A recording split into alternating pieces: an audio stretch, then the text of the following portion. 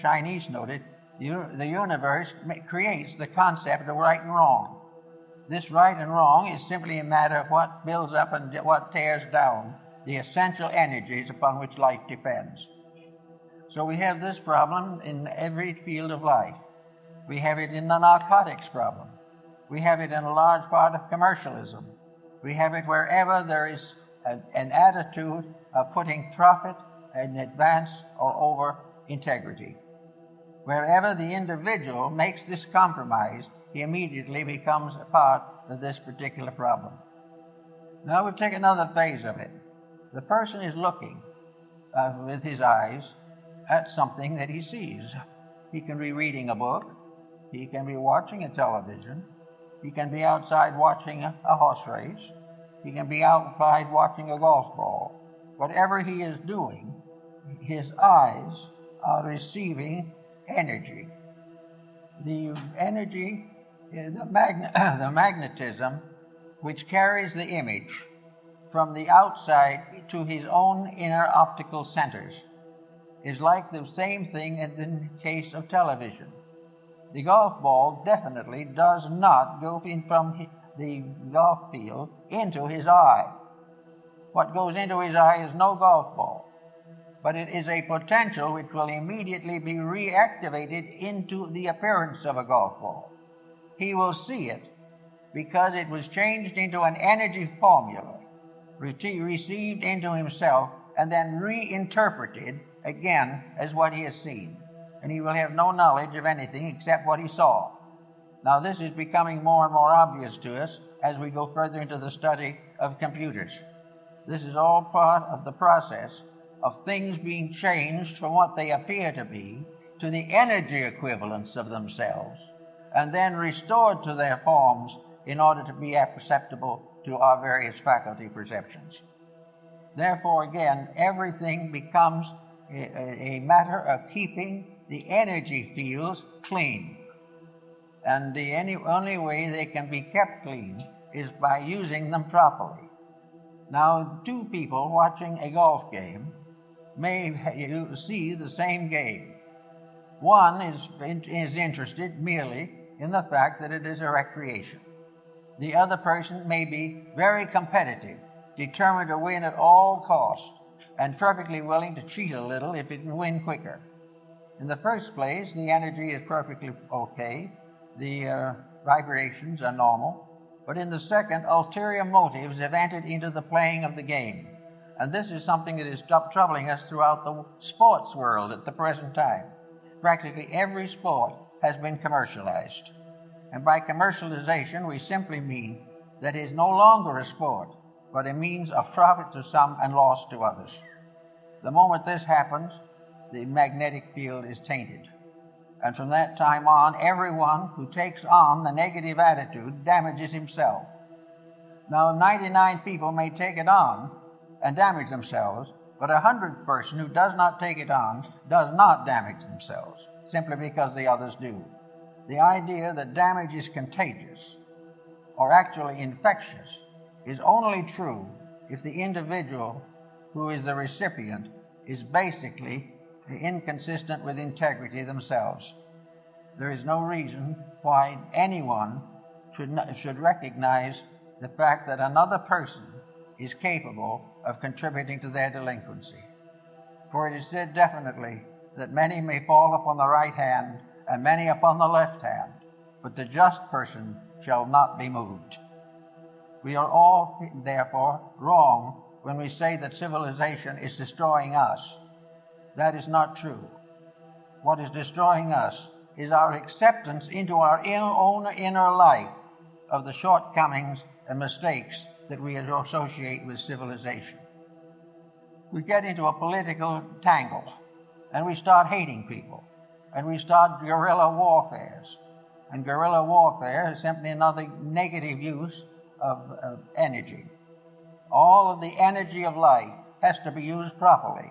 The moment it is abused, it becomes dangerous. So we go on a little further into something else, the arts. Every picture that we see has a magnetic field. The fact that it apparently is a work of art on canvas or carved in wood and stone does not affect the fact that any form, every form that is integrated is alive. And every form that is alive because of factors brought together in a certain specific pattern. In the case of a painting, it is the life in a canvas, the life in a frame, the life in each twisted tube, and then in the life of the artist. Everything, and the object of the picture, everything is made up of living elements. This idea that everything is dead, that can't run around, is a mistake. Everything is alive that can be seen. A chair is alive because it has a magnetic field, and this magnetic field changes with every chair. And yet there is always this problem of what is right and what is wrong. A good chair will always have a good magnetic field. A chair which we destroy by misuse will be destroyed, and we will suffer in our magnetic field for this act of destruction. Everyone is responsible for the destruction or the mistake that he causes.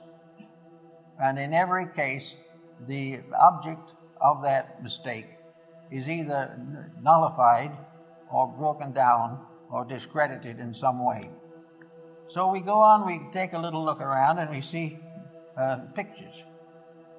Well, we see the Venus de Milo, the armless wonder, and we wonder if it has any magnetic field. It certainly has. It has magnetic field, and we can revive that field in ourselves every time we think of it. If we've ever seen the picture, that picture's image or the statue itself will be with us as long as we live. It's what we do about it, not very much usually, but it's there. It's a fact. And if the picture is good, and the painting is good, and the carving is proper, these all add to the goodness of things.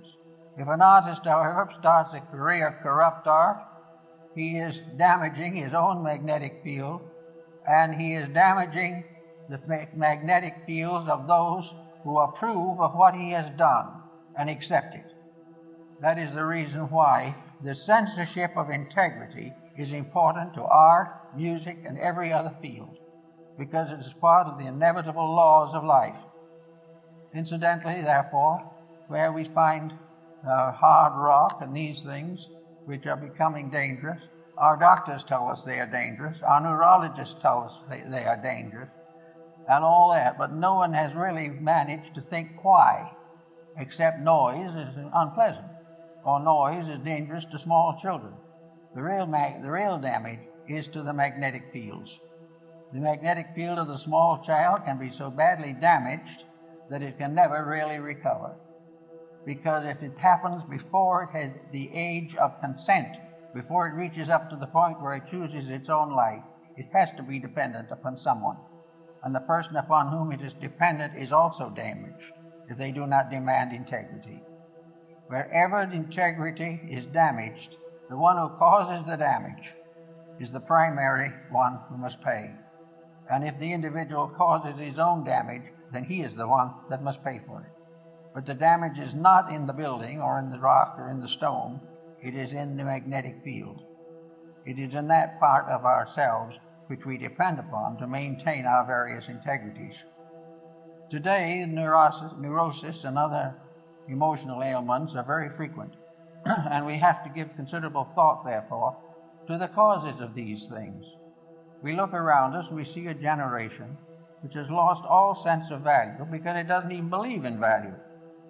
It also has been corrupted by the example of a previous generation that has torn down most of the ideals and dreams with which the civilization has been built.